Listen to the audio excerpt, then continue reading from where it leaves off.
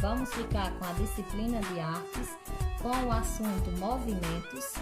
Então vejam só, para dançar realizamos vários tipos de movimentos e por isso desenvolvemos diferentes habilidades.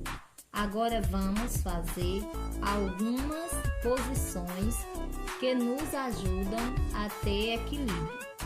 Então vejam essa criança fazendo diversos tipos de movimentos. Da letra A à letra D é a mesma criança, mas com movimentos diferentes. Então, pego o livro de vocês na página 77 e resolva a questão 1 e 2 no seu caderninho.